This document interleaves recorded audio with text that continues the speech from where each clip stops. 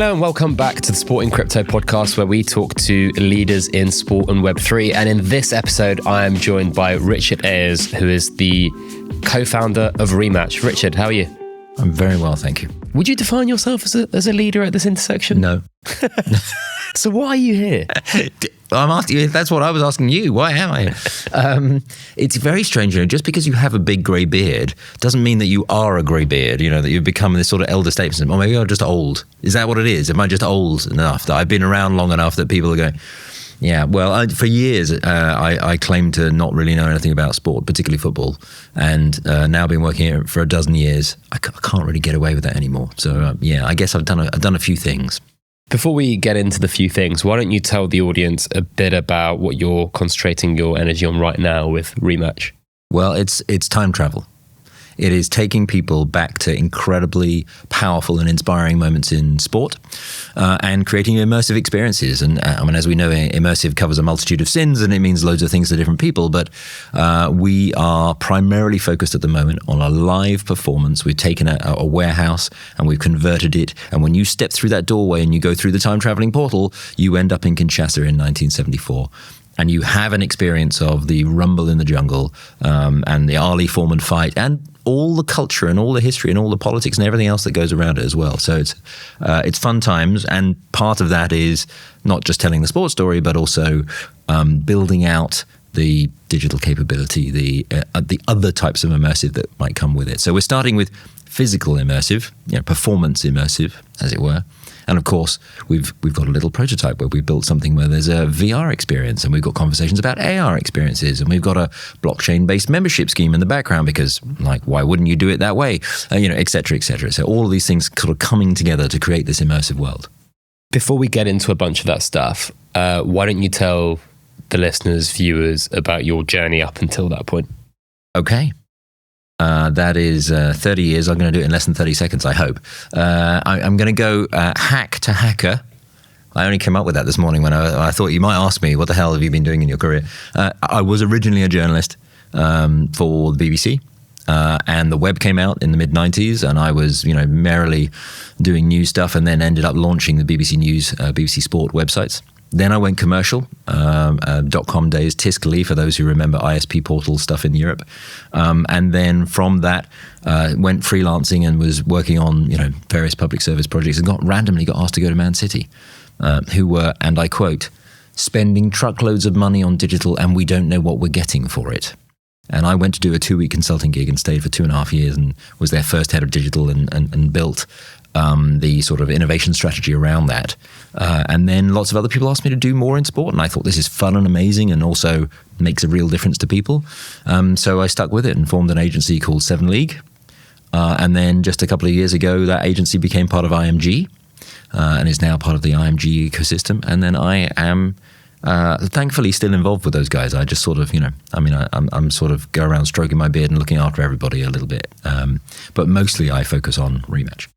And then Web3, crypto, blockchain, where did that interest stem from? Well, partly if you're an old nerd like me, you're fascinated by all of it. It's the thing that we love, isn't it? Isn't this the thing that we love about this industry and about all of this development that we've seen in our lifetime, which is going to be more impactful than, than when electricity came in or when, sound. It's one of those massive cultural shifts, this era that we're living in, and we're very lucky. And so, of course, I'm interested in all of the latest developments all the time, that constant learning.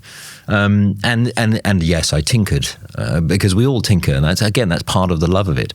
But it was pretty easy to see, at least I thought it was pretty easy to see, that there were some really massive sort of step change elements in here that felt like when the web came out. They felt like that sort of those really big moments. And as ever, Gartner hype cycle, as ever, you go through those cycles of people get massively overexcited, and then the trough of despair, and then the plateau of blah, blah, blah.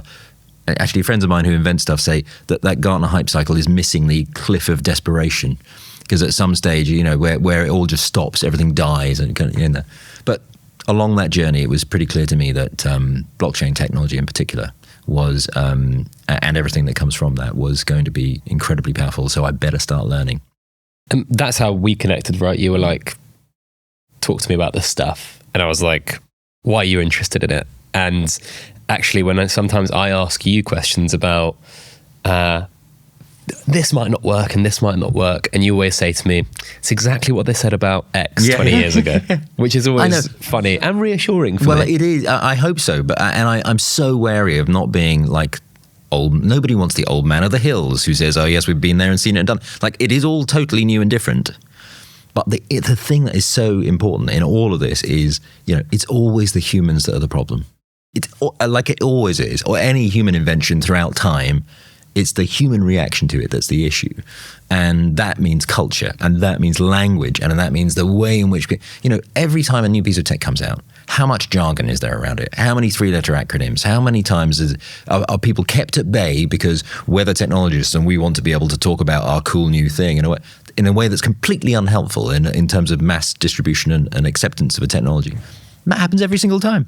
And it's understandable. It's about territory and ownership. And, I'm a technologist who's been working away in my bedroom, like slaving away to invent something. Of course, I want to still hold on to it and keep it myself.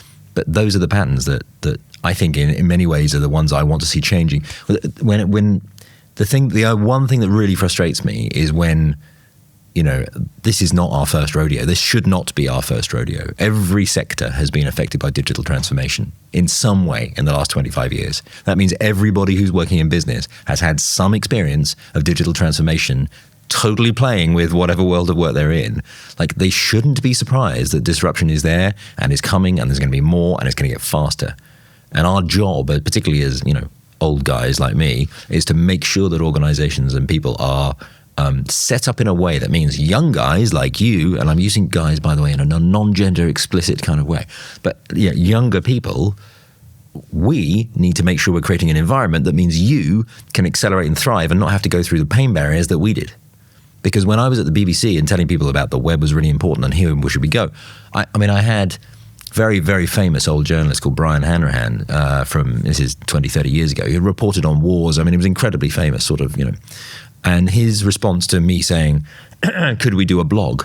Like, nothing complicated, just could we do a blog? His response was, I don't do words. I'm a radio journalist. Just would not accept the idea, and the number of TV producers who were like, yeah, the internet, whatever, and all that sort of stuff. And now I get to look back and laugh, but actually, technological acceptance in the BBC, for example, would have gone a damn sight quicker if some of those people had just got themselves out of the way, been accepting and supportive instead. So that's what I think we need to do now. It's weird, isn't it? Even when the iPhone came out, there was all this kind of you always see those articles that get propped up, and it's in 2006, and Apple have just done the first demo, and everyone's like, 5 reasons the iPhone will fail. And it's from leading tech editors at the time, and you're like, how could you be so wrong? I suppose you can't always be right, and I do think some of the kind of criticism of this space, the Web3 world, is totally valid. And I think some of those predictions will come true. Some of them will come absolutely untrue as the years go by. But I want to ask you a question. So centering in on kind of blockchain in sport, where do you think this has been utilized badly so far? And why? So first of all, you know how little I know about this, really. I'm not going to sit here and pretend to be one of those guys you've had so many people on either you've interviewed them or they've been on here and they are really properly leading experts. I'm not, okay? But as a dabbler, as an admirer of the art and seeing what's going on, it is fascinating to watch some stuff that does look like it's clangingly obvious. You say that you don't know that much, right? And you might not know that much about the crypto element specifically, but you know enough. You said you're a dabbler. You've also seen tech cycles, and you also know more than enough about sports business and partnerships. So I do think you're selling yourself short. All right. Guilty as charged. And there's some knowledge there, but you don't want to be the charlatan who's pretending. Yeah. So especially because you get caught out. The biggest mistakes. That's the question, right? I would say that assumption of fan behavior, we're talking about specifically in sport, the assumption of fan behavior as generic consumers. That is the one. That's the one that is misunderstand your audience.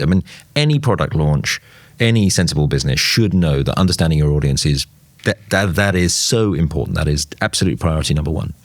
Because it doesn't matter if your product is amazing or dreadful. If you don't understand the audience, you're never going to have a chance to for it to be accepted or purchased or anything else. So, for example, I feel I'm going to name a name. You don't normally do this, but for example, our friends at Socios, I think they had fundamentally a good idea, but they waltzed into it like it was a generic customer.com days, like we were 20 years earlier.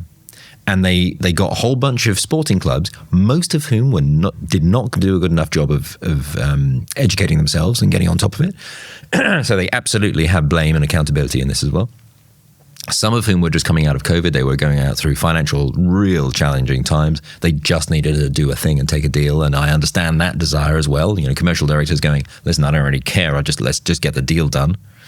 I mean, we're not even talking about the stuff that was done on shirt deals where they didn't do the due diligence, but I'm just talking the actual reality of taking a product, integrating it, and putting it out to an audience. There were the lack of understanding of how that might be received and the pushback that it would get seemed to me bloody obvious, and they just walked into that minefield, and that it's not great for their business. It's not great for the sporting club. It's also not great for the uptake of the technology. Full stop. And I think sometimes we as a sector, technology sector and sports sector, we don't do enough sharing.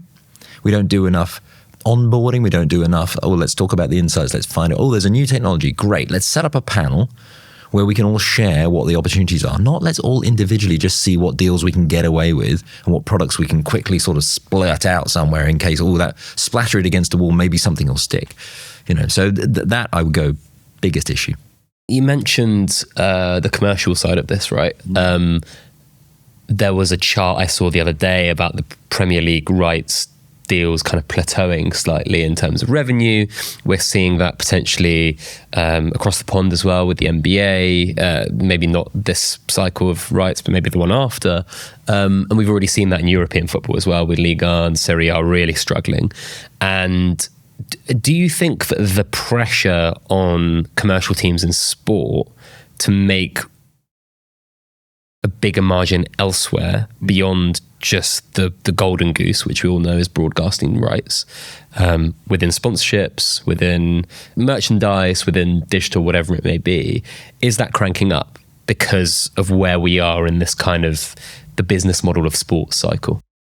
I think the pressure is always intense. Having worked with a lot of those guys, in commercial, in sports business, it's always intense.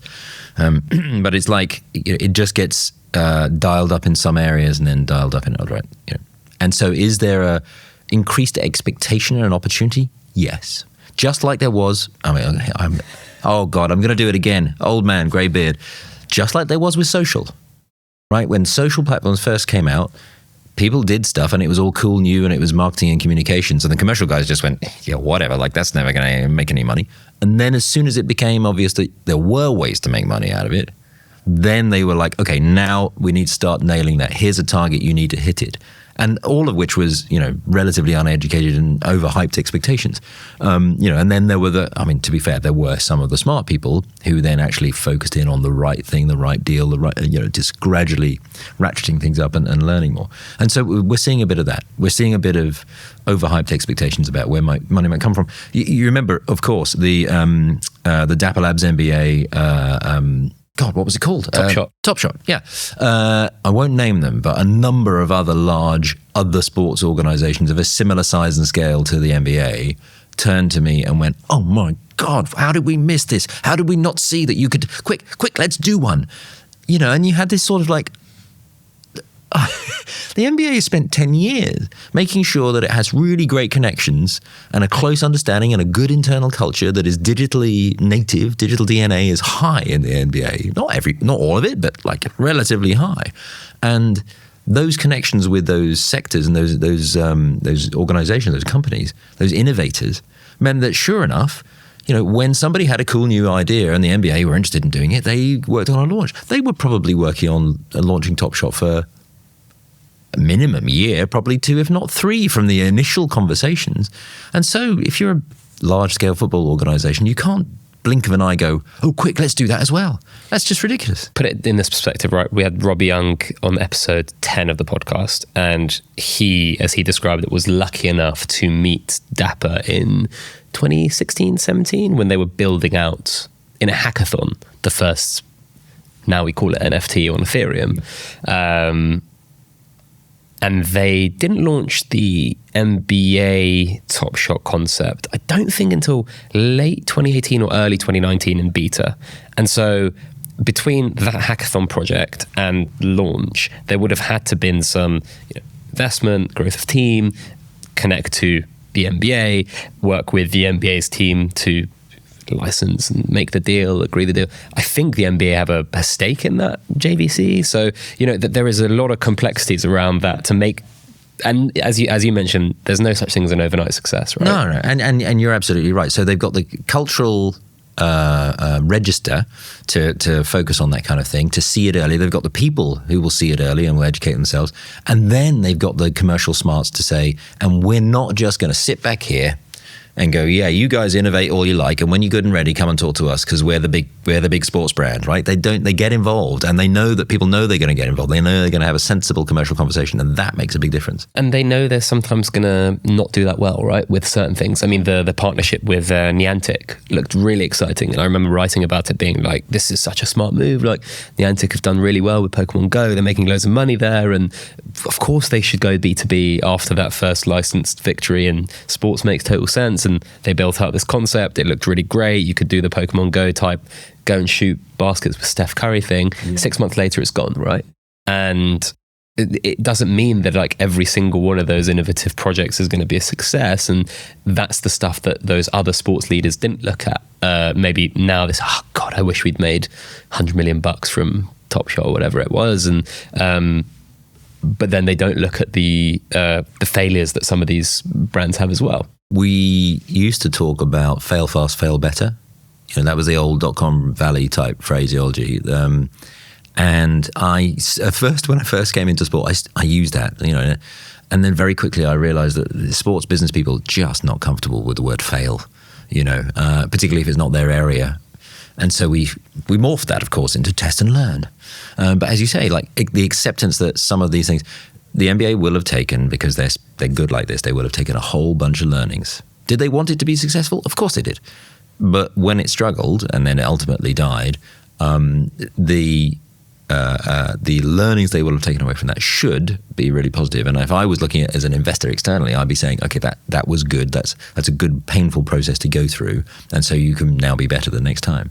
But back to a point you were making a second ago, you will have seen the graph of terrestrial viewers of the All-Star games, the NBA game. Like, that is not a happy graph.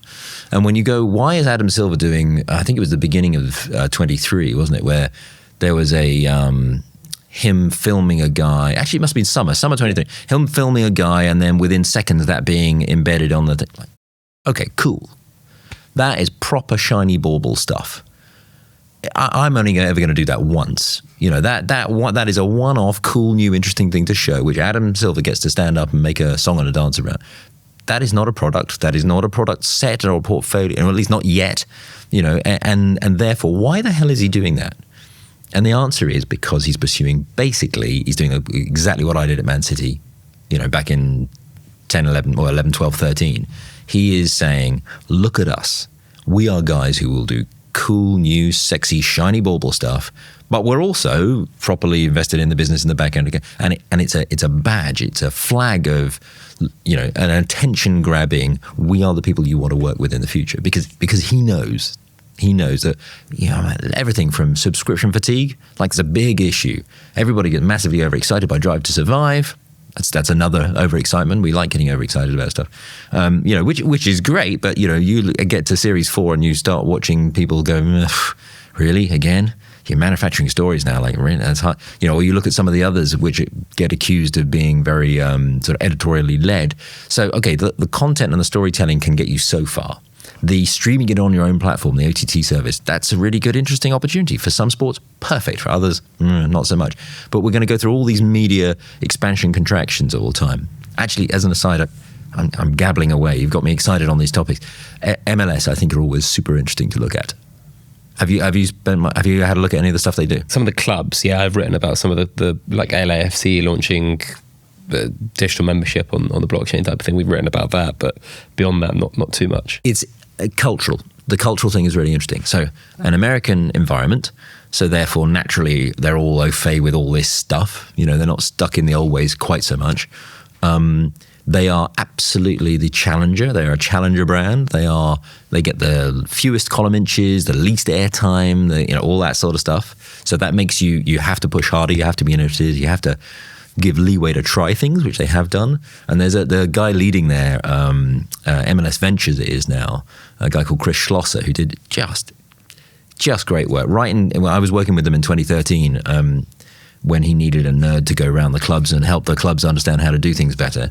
And it was a throwaway comment I said to him one time. I was talking about rugby, the way you have chest cams in rugby. And I said, do you know what I really want is I want a head-mounted cam in football, in soccer, because then I'm going to get to see the eye line when he's looking in the face of that guy as he's giving a penalty, or that would be really cool. Throwaway comment, and 3 weeks later, Chris had delivered it as part of the All-Star game that year, and it completely broke all the FIFA rules, and they weren't supposed to do it, but just got on with it and did it.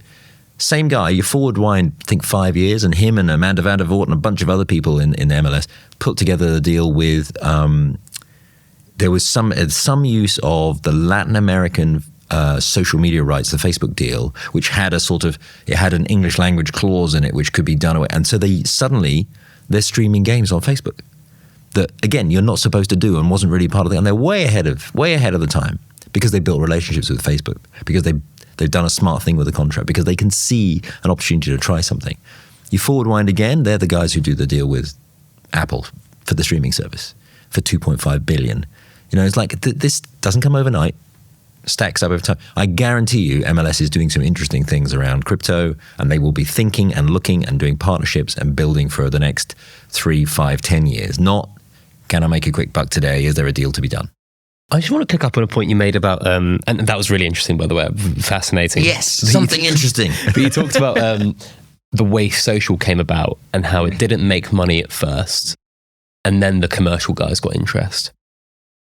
Is that flipped with Web3?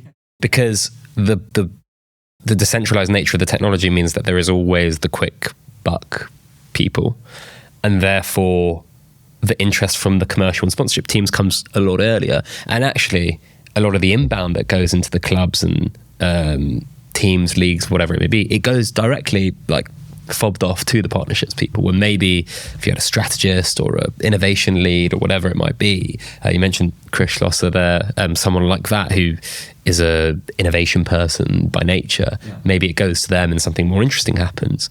That's a really difficult challenge, isn't it?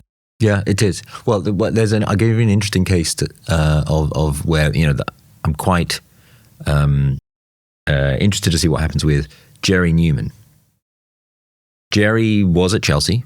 He was my opposite number when I was at City. He was at Chelsea. And he built a lot of the sort of data infrastructure, CRM stuff, way ahead of where most people were thinking about doing it. And then he went off and he worked at Facebook. And he was Mr. Sport for Facebook in Europe for a while. And now he's gone to PSG. And in PSG, he is not running a digital department with a massive load of coders and content people, whatever. Those departments are still existing, and he's got a very small team who work across and facilitate across those departments. And so that sort of organizational setup stands a better chance. Now, you can only do that in an organization when you've got the maturity enough that they've tried enough things, probably failed enough times, and you always get this sort of let's build it in-house and we'll have a digital department and everybody will be in the digital department. You go through that early phase, and then you go through a period where everybody goes, hold on, that's just marketing. That should be in the marketing department. That's just sales. We'll put that out, and then you disband it and put it out. Sometimes you might put it outsourced, and then you might bring it back in again. And you go through these sections. And PSG has got to a stage where marketing does its stuff, content does its stuff, commercial deal they do their things, and then this very small digital unit sits across them and helps them kind of try and get it right. And I think to your point there about social did it one way, and now we're talking about a technology that's come from the other angle. I totally agree. I totally agree. It's come with embedded in, but partly because of the Bitcoin background, right? That has set up this expectation of, well, it's all about money, isn't it? And if anything, the marketing and the content guys have been a little bit, whoa, not really sure we want to touch this, or how do you touch this? Because how does it fit? And what they're missing, it's with my limited knowledge, the technologies that we're talking about here are the answers to the stuff I've been trying to build for 10 years in terms of membership, in terms of content distribution, in terms of allocation of funds, in terms of doing smart deals that allow multiple different parties to be able to get their piece of the pie in a way that is not a nightmare from an auditing perspective. Like all of that stuff, this technology is tailor-made for it. It's amazing. I mean, it will be transformative. That's why with Rematch, I wanted to start dabbling, start trying this membership that we've set up. We're talking super small numbers. I just wanted to prove that the model made a difference, that when you come to the event, simple scanning of a QR code will get you into a scavenger hunt. We're talking, we're in POEP territory, right? And then suddenly you're in a place where, and you do this one and this one and this one, and then you get a reward, and then the reward does that, and it's created a wallet for you without you even knowing, because it's all transparent. It doesn't even look like you're doing the blockchain stuff. It's just a membership. And that Time Travelers Membership Club, we're then going to plug that together with the VR experience that we built. So you're then doing, okay, so I got a virtual world, a real world, a digital wallet, a membership club that's tying it all together, rewards that are flowing comfortably in every direction. Like, this is what everybody will do. I mean, I know some people are already doing it, right? But this is not generally accepted yet, and it needs to be. It's going to facilitate all of that change. I just wanted to pick up again. I really want to talk about some of that stuff in the second part of the show. But we talked about Top Shot and the NBA making a bunch of money.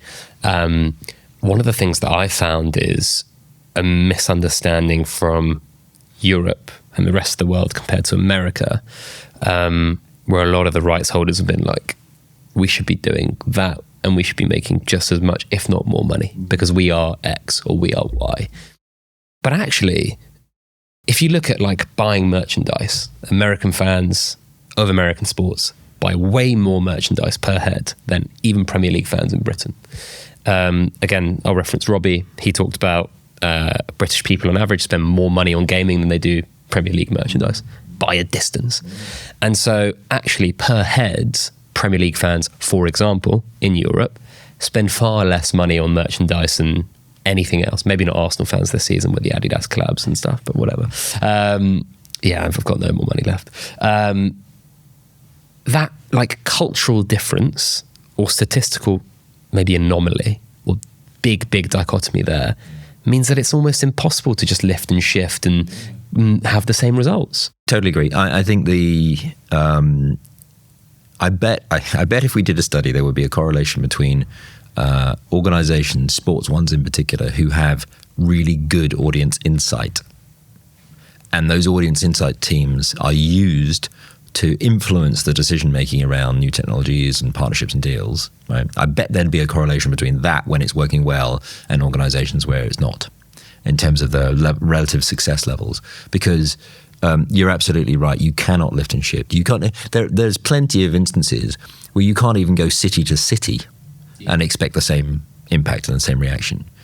Whether that be propensity to spend, or the sort of, or the nature of the fandom, or the opportunities to be able to monetize in various different ways, like all of these things. People will talk. Years ago, people were asking me for like, how do we go into America? How do we go into India?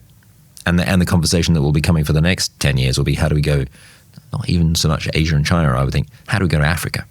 Like, that's going to be a massive question. And you look at the mobile uptake, you look at the crypto uptake, you look at all the different dynamics, and in every one of these cases, you're looking at major conurbations that have pretty much their own ecosystem, and quite often their own buying patterns and behaviors and digital behaviors.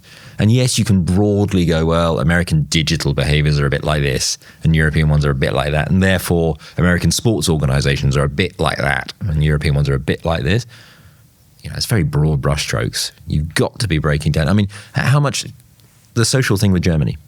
It's fascinating. Again, at the time at which the UK's acceptance and use of social media and monetization of social media was absolutely going through the roof, the likes of Twitter were struggling to get any time, any focus, any attention from the audience in Germany, because there's just a cultural mismatch on how it works. It just doesn't connect, and that's broadly still the same.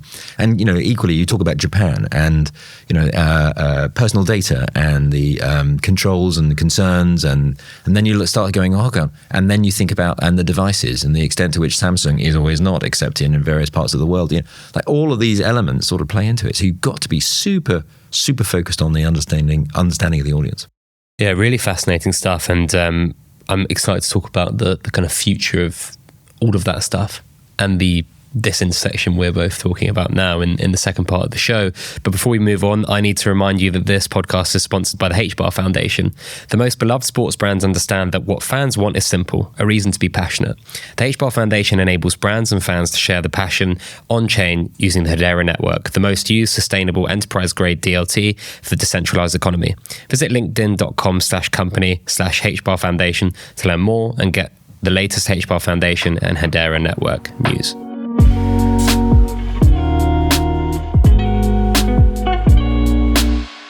Welcome back to part two.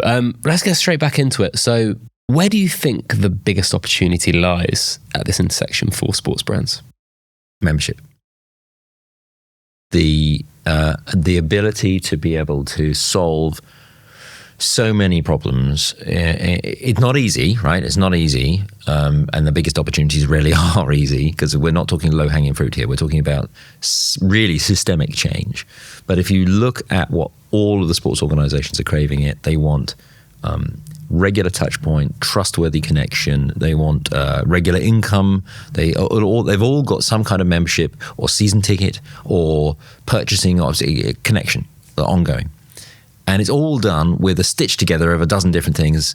And some organizations are doing it well. I mean, I'm on the Table Tennis England board. And table tennis is this like incredible game that basically everybody's played at some stage or other. It has 500,000 people play it on a monthly basis. Do you know that? 500,000 people play it. Like, I played last night. Yeah. Okay, good. Where? What? It just locally. Yeah, exactly. Exactly. Right. It's super accessible.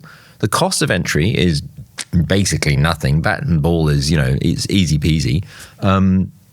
And also it taps into incredibly, incredibly diverse audiences, right? So this is opportunity is ripe for growth. Yet the actual audience membership numbers that you have for Table Tennis England are pretty small. Now we're going to grow those significantly. We've got the World Championships coming up in a couple of years, so that's plenty of reason why we would grow.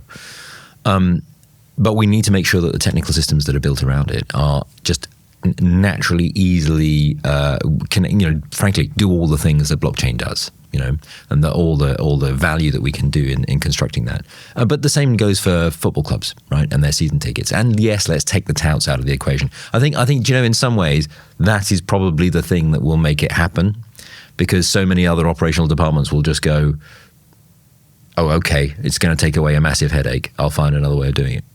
The look on your face is like massively unconvinced by that as an... No, it's more confused. I don't understand why it would solve it. On the basis that... Okay, so this is where like maybe my understanding is completely wrong. But on the basis that if tickets were distributed on the blockchain, you would be able to see that transparently, you'd be able to see who that came from, what the price was. Right. So the inflation and the hawking and the all of that rubbish. Yeah, it's way more trackable, right? Like, would just go away, right? And I know that clubs have their secondary ticketing options or they have their own systems for exchanges, but those are all fans always find that massively painful and problematic. And I think actually if that just all got smoothed out, and it would suddenly become so much easier, I mean, even friends who, say things about how actually my ticket is actually, there's a family of us behind it, and I have to transfer it to my dad who's 86, and I have to do it more than 3 hours before the game, but I didn't know if he was going to be well enough to go to the game, and now I can't give it to my sister because it's stuck in the thing, and I've got to give my phone to my aunt because then my aunt can scan. I mean, it's just like slightly mental. It's crazy, isn't it? And all of that should be easily sortable. I mean, like, I feel like a blockchain technologist would go, yep, no problem, tick. Just be done. For some of those issues, I think for sure. I think the one where it's like a tick is the authenticity and fraud detection, right? Like but I think that's for anything, right? That's for merchandise, that's for like anything that could be defrauded, right? Or copied which is, yeah, so exactly. And therefore the next adjacent one to that is the micropayments for content, which somebody has recently started trialing that. Is it one of the American teams? But there's some examples of people starting to fiddle around with, okay, what if my highlights were on, but my highlights weren't, they're not behind a paywall, but they were sort of micropayment done. And then suddenly I'm like, oh, hold on a minute, we've gone back to Steve Jobs and Apple. just sort of deconstructing the entire album myth that the record industry had been selling to everybody for the last 40 years, and actually kind of breaking it down into 79p per track. And that worked for a while until we got to Spotify, because we all went, oh, it's okay, a subscription, and I get everything for free. Like, I can feel us going through all of that journey with sports content, and at the same time, when you've got all this stuff about the aggregation of services, and then the subscription fatigue, and then how all that's working backwards, like all of that, those ups and downs, which are major issues for sport and which we're all trying to navigate our way through them. I just feel like the technologies that we've got at hand, with some work, will start to solve big chunks of those problems. Do you think it's really difficult we talked about football specifically, and I think it's definitely further behind technologically than in a lot of other sports, especially in America, right? I think, but I think that's also understandable, right? Like, I remember writing about LAFC, and that's a team that's not even 20 years old or whatever, right? And that's nothing compared to an Arsenal that we both support that's 140 years old. And I think when you have those technological systems that are ingrained right in the roots, that are very old and are part of very old contracts that are spanning when a stadium opened or when a takeover happened or whatever. Yeah. Is it really difficult to go from, we don't even have a functioning like membership scheme, and logging into a membership portal versus the ticketing place versus the secondary exchange versus where you buy merchandise is all different, to let's build a holistic Web3 loyalty system? We'll come back to the humans are the problem. Okay. So is it technologically difficult? Yes. Right. But it's fine. It's the kind of thing a technical project manager would see the way through and map it out. And somebody like my old lot, for 7 League, which is now IMG Digital, right? The IMG department. So Dan Ayers in that lot is just honestly, he's so damn good at understanding how to make those things all fit together in a way that for the user is smooth, for the business it works, right? So he's tremendous. So there's somebody like him who will absolutely work out how to do it. That isn't the problem. The way you glue the technical systems together isn't the issue. The issue is many of those organizations have been sold this technological dream beforehand, and it didn't quite work out, / risk their jobs. Even 10 years ago, I was on a panel in a conference up in Old Trafford, and there was, I think he was at the time, was it the CEO of Everton or maybe the CFO? But either way, like a senior person at Everton.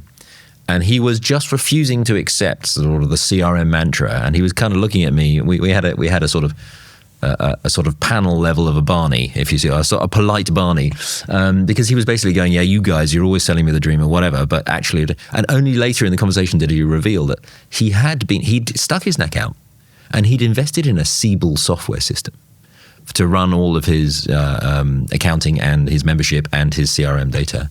And the Siebel system was massively overspec'd, like full-on enterprise, extremely expensive, incredibly complicated, and just not necessary.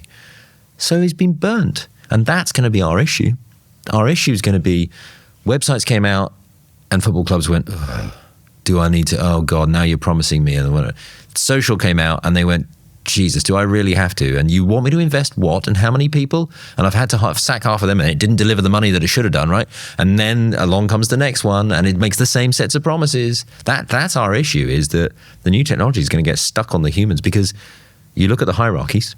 I mean, when I'm looking for clients, when I'm looking for partners, as I do with Rematch, or clients as they were when I was running 7 League, do you know I used to have a sort of rudimentary rule of thumb. Look at an organization, understand, is the CEO over or under 50? Is there a high level of technological equipment required in the sport? Because generally, if there is, that means people are a bit more tech savvy and a bit more prepared to spend on a thing because they understand about investing and tech redundancy and all that sort of thing. And you sort of look at the culture of the organization, and you'd be able to map out pretty easily whether these were people who were going to be able to advance things or not. And you know what your 2 biggest areas in a sports rights holder to worry about as a technologist, or is whether you're inside the rights holder trying to make it happen, or you're an outside agency or a tech supplier trying to influence it. There's 2 batches of people you need to be careful about. Number 1, your sales guys. Because very often, and I've come across tremendous salespeople I've worked with who are so damn smart, but also they are not incentivized to make a new technological thing work. And there's your problem. Because in one case, again, I won't name names for diplomatic reasons, but in one case we were doing a big strategy project, properly would have been game-changing in football. And the sales guy kept just asking really clever, niggly questions that required us to go away and do a bit more research and a bit more research and test that and whatever. And only after a few months did I realize he was just buying time. Because in the meantime, he was closing a deal and another deal and another deal that all had 3 and 5 year windows on the back of them. So he was just sort of filibustering and creating a space where he could close the deal. And the other constituency that's always a challenge is the lawyers. Because quite rightly, they are incentivized to be highly protective of this club and or this body and not allow it to get itself exposed and in trouble and water and everything. And internally, if you're the evangelist internally or you're the external body, your job is to address those two audiences and help them understand and provide them with what they need so that they will work with you. Because if those two are working against you inside an organization or inside sport, it ain't ever going to happen, right? That's our problem. Yeah, a lot of sport and crypto subscribers and readers and consumers of the content, some of them are lawyers, and I don't know if that's a good thing or a worrying thing for me. Oh no, that's good. I mean, anybody who's this is not they are bad people. Yeah.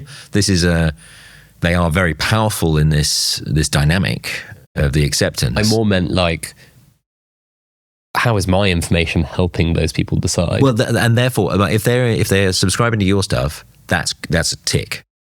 That means they're educating themselves, they're reading, they're doing more. And I would be wanting to say to them, yeah, and who else are you looking at? Who else are you reading?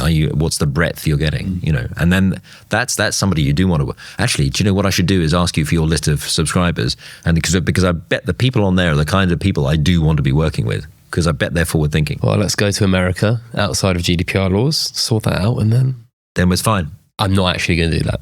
Before any lawyers reading call me up on it. I want to quickly ask you. The term fan engagement has become a huge buzzword, and that's like that's pre Web3 boom and sports partnership, right? But it's been used a lot in tandem with that technology. Why are sports brands more obsessed now than ever with engaging their fans digitally? Attention economy. The chickens are coming home to roost, basically. I'm going to start mixing metaphors. Is that because sports are no longer competing with each other? They're competing, as you said, in that general attention economy. Sports were never competing with each other. That's just stupidity. That's playground stupidity. You know, he says massively patronizing it, but because you're not competing for the column inches on the back pages. You're competing for the audience's attention. If you think that you're competing, I know everybody competes to do the rights deal with the broadcaster, who's only going to do one deal because they've only got so much money, because then you get to that broadcaster. Well, what's been pretty damn obvious over the last 20 years is that broadcaster is also in a very challenged situation, because guess what? The internet has been undermining him. The games world is incredibly powerful and wonderful. And those games guys, they do not care. They are merrily off engaging audiences and having fun and providing services that fit. And they are growing they're so powerful, games. And sport has mostly sat on its arse, sat on its laurels, sitting there taking the TV money, going, well, why should we really innovate that much? You know, we'll dabble around the edges maybe, but, you know, we're not really convinced about the long-term value. In the meantime, the audiences just continue to shift. So now you're in a scenario where you go, you know, and this is where the hippie in me gets upset about it, because this sports stuff is incredibly powerful. It is the mental and physical health of a nation. But actually, they've been asleep at the wheel. Because what's happened is the games industry has just, which is also wonderful stuff that I very much enjoy, by the way, you know, the games industry has just kind of cracked on and built massive audiences with incredible engagement. And that attention has just shifted. And now guys, we're going to have to fight and find another way of connecting with our audiences. So yes, fan engagement as a phrase has been around for, I'm going to say 10 years, but it's probably longer, you know. And you're right, it's become too much of a buzzword. But it's because of this same challenge. This challenge has not gone away, and it's not going to get any easier. And they need to, whether you call it the biggest word, you know, my biggest worry with that phrase is the use of the word fan. Honestly, I think it's the most dangerous word around sport. Why? It triggers a whole bunch of assumptions. It uses one word to describe what are multiple audiences. So you're telling me that some of the sports brands who claim they have like 2 billion fans don't actually have... Yeah, I know. It's remarkable, isn't it? Wow. But even if they said it was different types of... I wouldn't worry so much about the number. It's just the sense that the number of times people have said to me, yeah, we know what the fans want. And I'm like, oh my God, you hold on a minute, right? What fans? What are you talking about? Are you talking about the grannies, or are you talking about the 7-year-olds? Are you talking about the ones here or the ones over there? Are you talking about the rich ones or the poor ones? And that's just the world's simplest matrix. But once you get into the complexities of behaviors and backgrounds and love of a sport or understanding of a sport and all of that sort of stuff in there, you go, okay, this is a complicated matrix that needs to be addressed correctly. Fan engagement is not fan engagement, it's audiences. And it's in the attention economy. How do I attract audiences and then retain them? It's customer acquisition, retention, monetization. It's not, I was going to say it's not rocket science, right? It's, reach, retain, monetize, reach, retention, revenue. I used to call it all the time, just because I love anything with alliteration. But that's why it's the focus. So you're most bullish on loyalty, membership when it comes to Web3 and sport. What do you think is being overhyped? All of it. All of it. I was thinking about whether, I'm just being a nitpicky, pedantic, but can you overhype? I mean, because hype itself is the problem. And honestly, when I say all of it, I wish we just get rid of the hype and just understand that, the hype is not a good thing. I feel like that's a very much American.com kind of dummy. We're going to hype it like it's a verb. It's not a verb. But, it's not something you want to do. Hype is bad, full stop. Excitement, promotion, engagement around something, yeah, absolutely, for sure. But the hype is the issue. The hype is that we've kind of got carried away with all the different types of hype, and the result of that is a cumulative overhype, so to speak. So yeah, I think we just need to take it all down a notch and then do a little bit more understanding of audiences and longer term, and we've been through this before, and then what did we do last time? I know it's crazy. Why don't we learn from what we did last time, and try and not just repeat the same mistakes that we did of flogging stuff because we can, and then working out later on that maybe that wasn't the smartest thing to do. What are crypto skeptics or Web3 skeptics right about that the actors in this space need to get better at? Understanding of audiences and the branding, the way in which you communicate that. They are right about that. Now, first of all, would it be okay if we got rid of the word crypto? Because it's not helpful. I mean, I realize it's going to cause you a bit of an issue with the podcast. Yeah, and I've been asked to rebrand it a few times, but it's kind of stuck at this point. I know. If it makes you feel any better, I tried to launch a green.com in 2007-8-9, which was about aggregation of data to make it easier for you to be green. On everything from what's the right thing to recycle and where do I go and what are the bills and who's the best provider of energy, all that stuff. It was a good idea. Of course, it crashed up against the rocks of the global economic crisis. But whilst I was away on holiday, my partners came up with a name for that, which was Eco-Bomb, which has got to be the worst name. If you Googled... That's made me feel better. Yeah, exactly. If you Googled Eco-Bomb, it was not good. It was all, Yeah. Anyway, so if we could just get rid of the word crypto, that'd be great. But fundamentally, I think those cynics are right that there is a problem around the understanding of audiences and the understanding of products and how those two fit together, and then how you communicate that and how you brand that. There's still too much. Even I was listening to a podcast the other day, and was it Kraken? I get one of the services where it was all hey, it's cool and amazing, and then the terms and conditions that they read at the end of the audio were, you may lose your entire life, and that this is an extraordinarily high risk of investment, and be very careful that you know what you do. It was one of those. I was kind of yeah. That I'm glad it's there as a warning, but that is part of our issue, is that the branding around this, the way we communicate. There's a lot of masculinity in there. That's too much, a bit too much testosterone. We could dial that down a little bit. We could do better with a little less black and cool fonts and a little bit more just normal behavior. And if you were targeting that at audiences, I think we'd do that better. That would be great. What are they wrong about? Cultural mismatch. There are plenty of people who say, sort of almost, kind of Corinthians in their thinking, but it's sport. This treasured, possession of society that is a special thing that must be, kept in and oh no, but that doesn't really go with any of your, your crypto stuff and your blockchain stuff. It's like, oh, how are those going to, like, it doesn't fit. You get a bit of that dynamic going on there. And that's rubbish. That's complete bollocks. And we need to get rid of that sort of cultural mismatch.